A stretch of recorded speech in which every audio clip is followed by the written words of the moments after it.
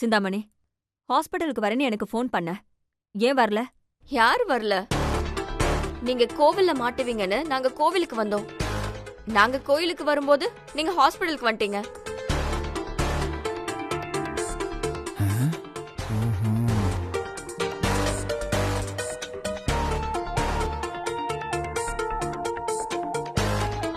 சரி, ஹாஸ்பிட்டல்ல வந்து மாட்டுவீங்கன்னு ஹாஸ்பிட்டலுக்கு வந்து பார்த்தா நீங்க வீட்டுக்கு வந்துட்டீங்க.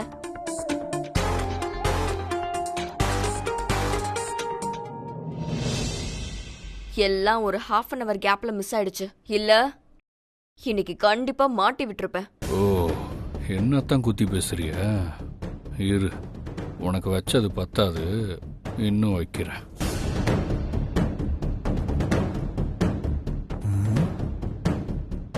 என்ன மாட்டி விட்டுருப்பீங்க?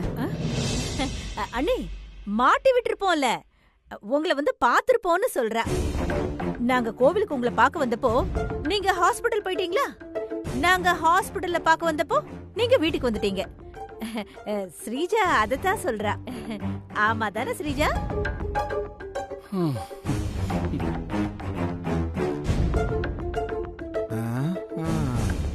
பார்க்க வரேன்னு சொல்றதுக்கும் மாட்டி விடுறேன்னு சொல்றதுக்கும் என்ன சம்பந்தம் இருக்கு? வர வர சம்பந்தம் இல்லாம பைத்திய மாதிரி பதில் சொல்றீங்க.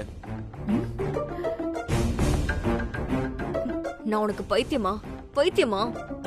மைதா மாவு அந்த சஞ்சீவ் தாண்டா ஆள் மாறாட்டம் பண்ணி உங்க எல்லாரையும் பைத்தியமாக்குறான். டே சஞ்சீவ், இன்னைக்கு நீ என்கிட்ட இருந்து தப்பிச்சிருக்கலாம். ஆனா ஒரு நாள் நீ கண்டிப்பா என்கிட்ட சிக்குவடா. என்ன சஞ்சீவ்? நேற்று ஆர்டர் பண்ண மாதிரியே என் ஃப்ரெண்டு கடையிலேருந்து இன்னைக்கு எல்லாருக்கும் மட்டன் பிரியாணி ஆர்டர் பண்ணிடலாமா? ஐயோ, மறுபடியும் மட்டன் பிரியாணியா?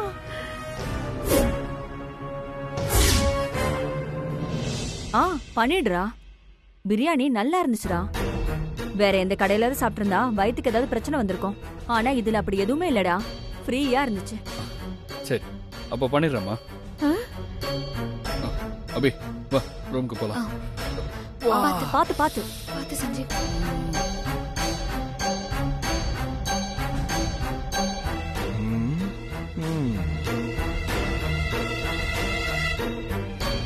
ஸ்ரீஜா பாத்தியா, அந்த சஞ்சீவ் கொழுப்ப மட்டன் பிரியாணி ஆர்டர் பண்ண போறானா? நம்மள கிண்டல் பண்ணிட்டு போறான்டி அவன். இவனுக்கு போய் ஆக்சிடென்ட் ஆயிடுச்சுன்னு வருத்தப்பட்டேன் பாரு. என்ன சொல்லணும்?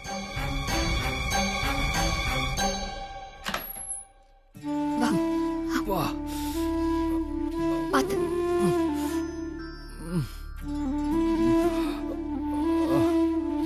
உட்காரு. பாத்து. சஞ்சீவ், உனக்கு ஜூஸ் எடுத்துட்டு வரட்டா? அதெல்லாம் வேணாம் அபி. சொன்னா கேளு. இப்பதானே மாத்திரை போட்டிருக்கேன். ஜூஸ் சாப்பிடணும். இரு, நான் போய் எடுத்துட்டு வரேன். ஏய்,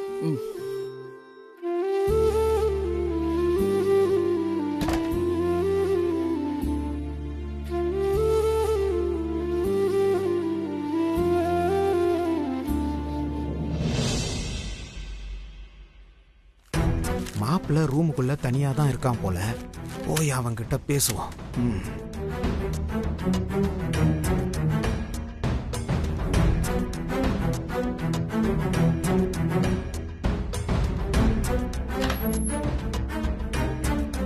மாப்பிள்ள வாங்க.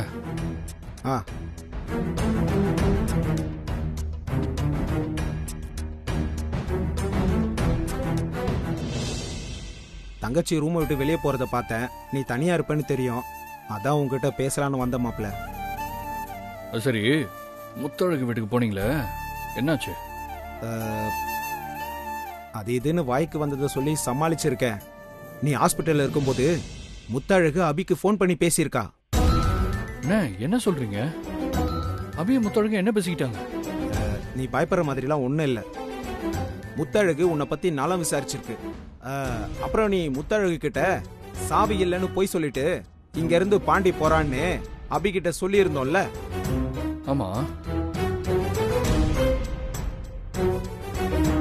அவளுங்க பேசியிருக்காளுங்க மாப்பிள்ள. முத்தழகு நீ சாவியோட வீட்டுக்கு வருவேன்னு நினைச்சிட்டு இருந்திருக்கு. அப்புறம் நான் அது இதுன்னு சொல்லி எப்படியோ சமாளிச்சு விட்டேன் மாப்பிள்ள. பாத்தீங்களாண்ணே, இதுக்கு தான் நான் உங்களை நேர்ல போக சொன்னேன். ஆமா மாப்ள, நான் போய் நேர்ல பேசுனதுனால தான் இந்த விஷயம் சுமூகமா முடிஞ்சுது. அண்ணா, நான் நைட்டு முத்தழகு வீட்டுக்கு வர முடியாதுன்னு சொல்லிட்டீங்கல்ல. பாண்டி சஞ்சீவுக்கு ஒத்தாசையா இன்னைக்கு நைட்டு சஞ்சீவ் கூட அபி வீட்டுல இருக்கிறதா சொன்னேன். அதனால பாண்டி இன்னைக்கு நைட்டு வீட்டுக்கு வரமாட்டான்னு நீ சொன்னதை அப்படியே முத்தழகு கிட்ட சொல்லிவிட்டேன். அண்ணா, அபியும் முத்தழகையும் இன்னும் எத்தனை நாளைக்கு தான் நான் பாண்டியாவும் சஞ்சீவாவும் நடிச்சு ஏமாத்த போறேன்னே தெரியல. உண்மை தெரிஞ்சா அபி முத்தழகு 2 பேருமே நான் அவங்கள ஏமாத்திட்டு ரொம்ப கஷ்டப்படுவாங்க. அதுக்கப்புறம் என்ன நடக்கும்னு நினைச்சாலே பயமா இருக்குண்ணே.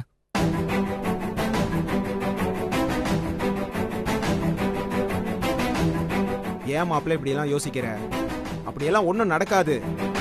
நீ அபி முத்தழகு 2 பேர்கிட்டயே மாட்டிக்க மாட்ட. அண்ணா, பல நாள் திருடன் ஒரு நாள் கண்டிப்பா மாட்டி தானே ஆகணும்.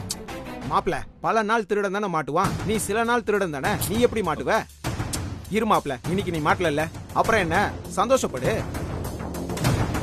இங்க பாரு, நீ முத்தழகு கழுத்துல தாலியை கட்டி அபியே முத்தழகை ஏமாத்தி 2 பேர் கூடயும் ஒன்னா வாழ்ந்துகிட்டு இருக்கிற விஷயம் நீயா வேணும்னு பண்ணல.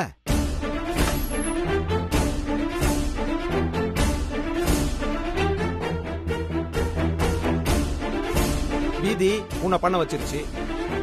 என்ன விதி? என்ன பண்ணுச்சு? தங்கச்சி எப்ப வந்துச்சு? ஆஹா, அபி நாங்க பேசுனதை கேட்டிருப்பாளோ?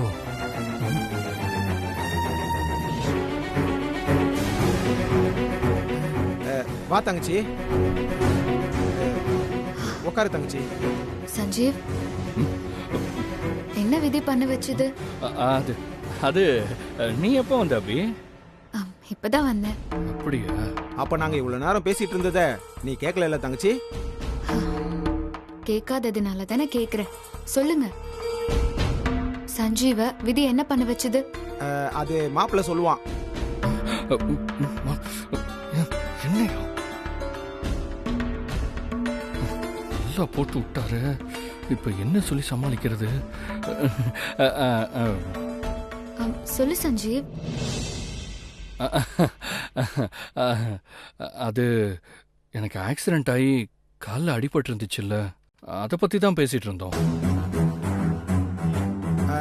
ஆமா தங்கச்சி, அதான் மாப்பிள்ள கால்ல ஆக்சிடென்ட் ஆகி அடிபட்டுச்சுல, அத பத்தி தான் பேசிக்கிட்டு இருந்தோம்.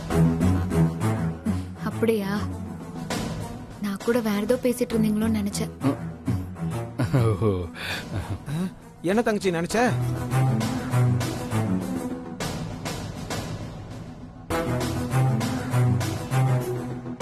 வர வெள்ளிக்கிழமை அன்னைக்கு நீ கோவில்ல வச்சு என் கழுத்துல மறுத்தாலை கட்ட போற. அதை நினைக்கும் போது ஒரு பக்கம் சந்தோஷமா இருந்தாலும் இன்னொரு பக்கம் எனக்கு கொஞ்சம் வருத்தமா தான் இருக்கு. மறுத்தாலியா? தங்கச்சி என்ன சொல்லுது? குழப்பமா இருக்கே. அபி, ஏன்? நீ முத தடவை என் கழுத்துல தாலி கட்டும் போது நீ விருப்பத்தோட கட்டல. அது எனக்கு, என் அம்மா அப்பாவுக்கு ரொம்ப கஷ்டமா இருந்துச்சு.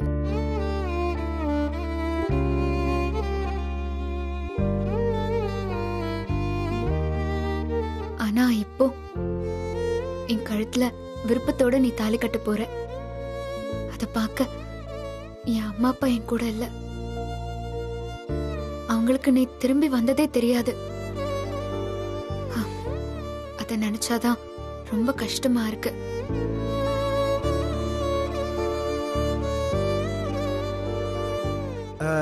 மறுத்தாலியா? என்ன தங்கச்சி சொல்ற? ஆமாண்ண, உங்களுக்கு தெரியாதது இல்ல. என் கழுத்துல தாலி இல்லல்ல, அதான் வர வெள்ளிக்கிழமை கோயில்ல வச்சு சஞ்சீவ திரும்ப என் கழுத்துல தாலி கட்ட வைக்க அத்தை ஏற்பாடு பண்ணிருக்காங்க. தங்கச்சி, மறுபடியும் கல்யாணமா? இந்த முடிவை எப்ப எடுத்தீங்க? ஹாஸ்பிட்டல்ல. அப்ப இந்த கல்யாணத்துக்கு பாண்டியும் முத்தழகும் வருவாங்களா தங்கச்சி? பாண்டி முத்தழகு இல்லாம எனக்கும் சஞ்சீவுக்கும் கல்யாணம் எப்படின்னு? செத்தாண்டா மாப்பிள.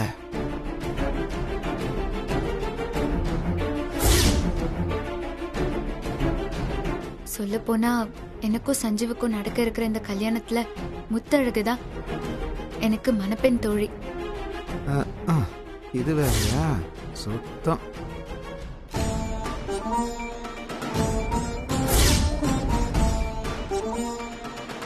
இப்பதான் 60ஆம் கல்யாணம் முடிஞ்சிச்சு. கல்யாணம் முடிஞ்சு மூச்சு வாங்குறதுக்குள்ள அடுத்து ஒரு கல்யாணமா? செம ஸ்பீடா ஜெட் ஸ்பீட்ல ஒரு பிரச்சனையா வந்துட்டு இருக்கேன். இதெல்லாம் எப்படி சமாளிக்க போறோம்? அண்ணன், நீங்களும் பாண்டியும் தான் எனக்கும் சஞ்சீவுக்கும் நடக்க இருக்கிற கல்யாண வேலையெல்லாம் பார்க்கணும். பாக்குறேம்மா, பாக்குறேன். நான் தானே எல்லாத்தையும் பார்த்தாகணும். வரமா? சஞ்சீவ், இந்தா ஜூஸ் குடி.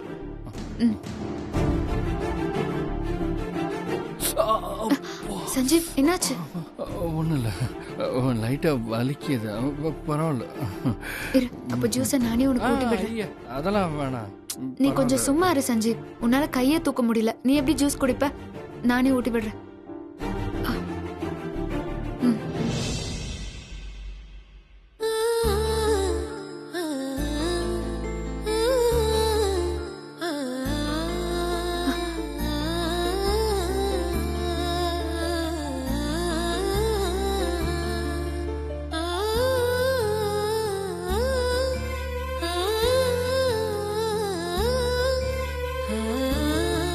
என்ன சஞ்சீவ் அப்படி பாக்குற? ஒன்றும் இல்லை.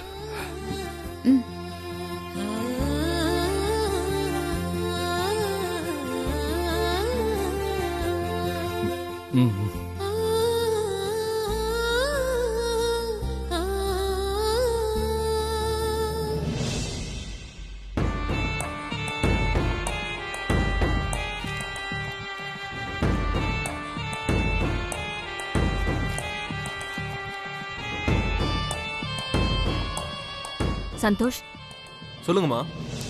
வர வெள்ளிக்கிழமை சஞ்சீவ் கையால அபிக்கு தாலி கட்டுற ஃபங்க்ஷன் இருக்குல்ல? ஆமாமா.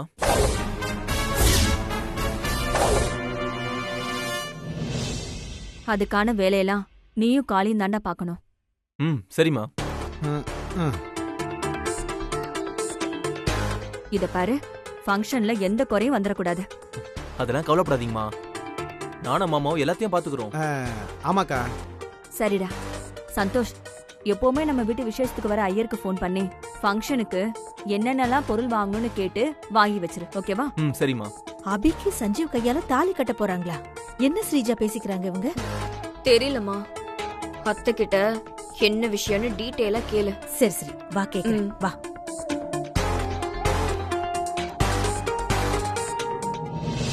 இந்தா அவரோட கார்டு. அண்ணி, என்ன? சஞ்சீவ் அபிக்கு தாலி கட்ட போறானா? என்ன அண்ணி நடக்குது இங்க? அது தெரிஞ்சு நீங்க என்ன பண்ண போறீங்க?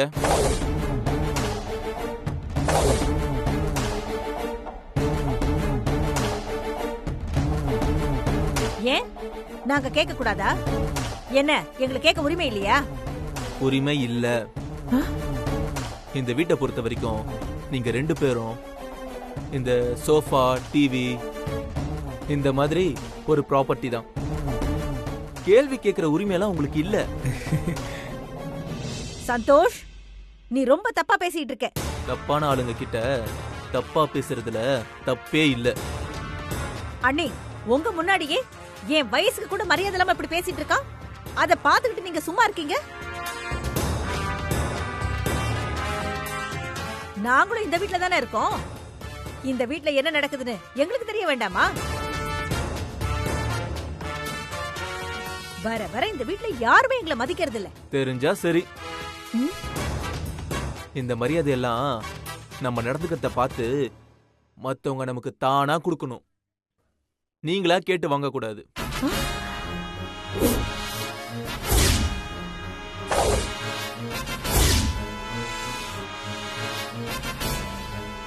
சந்தோஷ், நீ கொஞ்சம் பேசாம இரு. சிந்தாமணி, சஞ்சீவ் இறந்ததா நினைச்சு அபி கழுத்துல இறக்குன தாலிய சஞ்சீவ் வந்ததுக்கு அப்புறமும் அவ கழுத்துல நம்ம ஏத்தல. இத்தனை நாள் நாம அதை கவனிக்கவும் இல்ல. அதான் கோயில்ல ஒரு சின்னதா ஃபங்க்ஷன் வச்சு அபி கழுத்துல இறங்கின தாலிய சஞ்சீவ் கையாலேயே மறுபடியும் கட்ட வைக்கலான்னு இருக்கோம். என்ன இது காமெடியெல்லாம் இருக்கு? அபி வயித்துல குழந்தைய சுமந்துகிட்டு இருக்கா, இப்போ அப்பவோன்னு டெலிவரி ஆக போகுது. இந்த டைம்ல சஞ்சீவ் அபி கழுத்துல திரும்ப தாலி கட்ட போறானா? அதுக்காக அபி கழுத்துல தாலியே இல்லாம இருக்கணுமா? இத்தனை நாளா அப்படிதானே இருந்தா? ஸ்ரீஜா, இதுக்குதான் உங்ககிட்ட நான் எதுவுமே சொல்றதில்ல. நாங்க குடும்பமா சேர்ந்து ஏதாவது பண்ணணும்னு நினைச்சா அதுல அது சரியில்லை இது சரியில்லைன்னு குத்தம் குறை சொல்ல வேண்டியது. இந்த வீட்ல நாங்கெல்லாம் ஒரு பக்கம்னா நீங்க 2 பேர் மட்டும் இன்னொரு பக்கம் நிக்கிறீங்க. அதுக்கு இல்ல அத்தை, நான் என்ன சொல்ல வரேன்னா, நீ எதுவும் சொல்லாத. அபி விஷயத்தை பொறுத்த வரைக்கும் உன்கிட்டயும் அம்மா கிட்டயும் எந்த ஆலோசனையும் நாங்க கேட்க போறதில்ல, கேட்கவும் விரும்பல.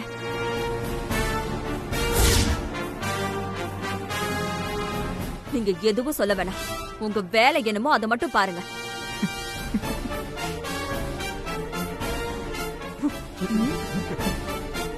மாப்பிள ஒருத்தங்கள பந்திக்கே கூப்பிடலையா, ஆனா அவங்க சாப்பிடுற இலை கிழிஞ்சிருக்குன்னு வருத்தப்பட்டாங்களாம்.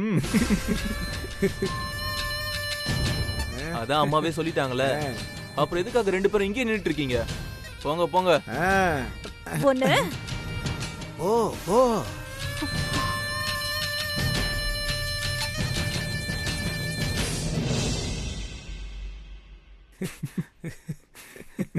மாமா, நான் போயிட்டு இந்த ஐயர்கிட்ட போன்ல பேசிட்டு வந்துடுறேன். சரி மாப்பிள.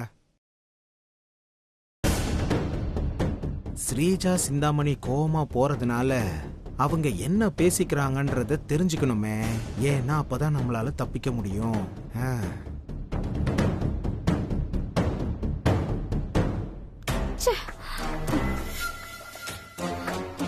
அந்த அபி இந்த வீட்டுக்கு திரும்பி வந்ததுக்கு அப்புறம் இந்த வீட்ல யாருமே நம்மள மதிக்கிறதே இல்ல. ச்சே.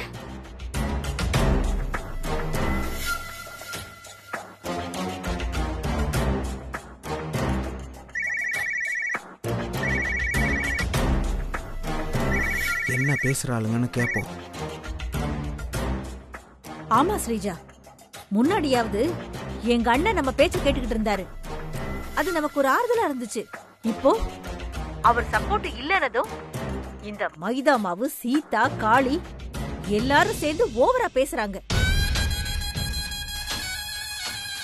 அந்த அபியால இந்த குடும்பத்துல நமக்கு இருந்த கொஞ்ச நெஞ்ச மரியாதையும் போச்சு. வர வர நம்ம நிலைமை இந்த வீட்ல பாம்பு புத்து கட்டின கரையா மாதிரி ஆயிடுச்சு. நாம நம்ம வீட்லயே அகதிகளா மாறிட்டு இருக்கோம்.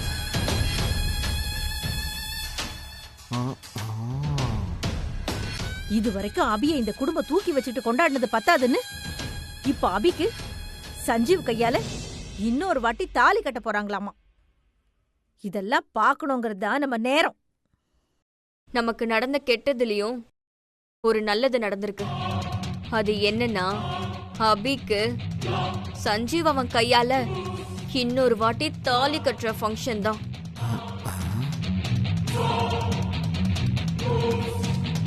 ஏ, நீ என்ன ஸ்ரீஜா சொல்ற?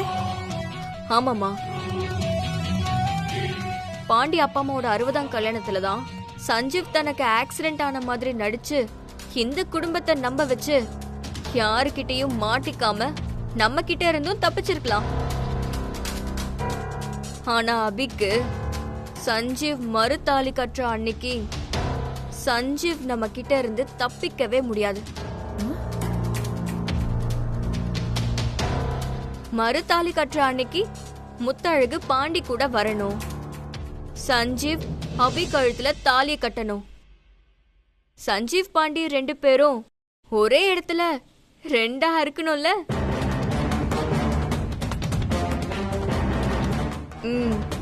அது போதுமா நமக்கு? சஞ்சீவ் ஃப்ராடுத்தனத்தை நிரூபிச்சு அபி முத்தழகு கிட்ட சஞ்சீவ மாட்டி விட்டுறலாம். அதுக்கப்புறம் அபிய சஞ்சீவ் கிட்ட இருந்து ஈஸியா பிரிச்சு சஞ்சீவ முத்தழகு கூடவே அனுப்பி வச்சிடலாம். அபியை இந்த வீட்டை விட்டு விரட்டி அடிச்சு நம்ம பழையபடி இந்த வீட்ல ராணி மாதிரி வாழலாம்.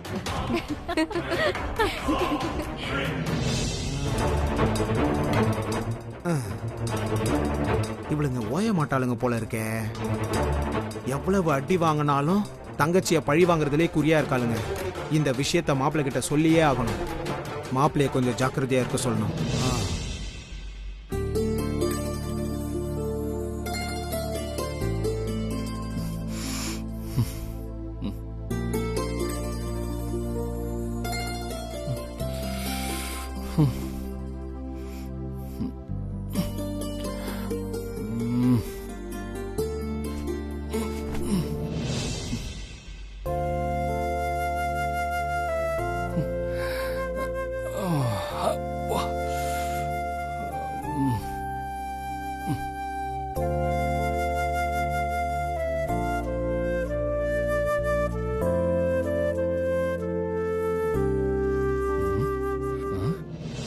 அக்கம் பக்கத்துல யாருமே இல்லையே. எதுக்கு இப்படி நோண்டிக்கு நடந்துட்டு இருக்கோம்? போற போக்க பார்த்தா பழைக்கணும் போல இருக்கே.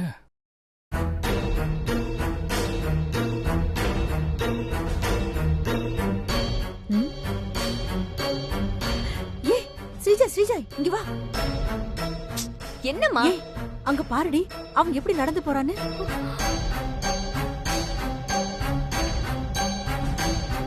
பாத்தியா ஸ்ரீஜா, சஞ்சீவ் நல்லா நடந்து போறதே. மத்தவங்க பார்த்தா நோண்டிக்கு நடக்கிறது, யாரும் இல்லாதப்ப நல்லா நடக்கிறது. பெரிய ஃப்ராடு ஸ்ரீஜா இந்த சஞ்சீவ். நான் தான் கொஞ்ச நேரத்துக்கு முன்னாடி கூட உன்கிட்ட சொன்னலமா, இந்த சஞ்சீவ் காலு நல்லாதான் இருக்கு. அந்த 60ஆம் கல்யாணத்தப்போ அபி முத்தழகு கிட்ட மாட்டிக்க கூடாதுன்னு சஞ்சீவ் போட்ட டிராமா தான் இந்த ஆக்சிடென்ட், கால் அடிபட்டது, செட்டப்பு தான் எல்லாமே. சஞ்சீவ் இப்ப என்னடி பண்றது ஸ்ரீஜா? ஒன்னும் பண்ண வேணாம், போ போ.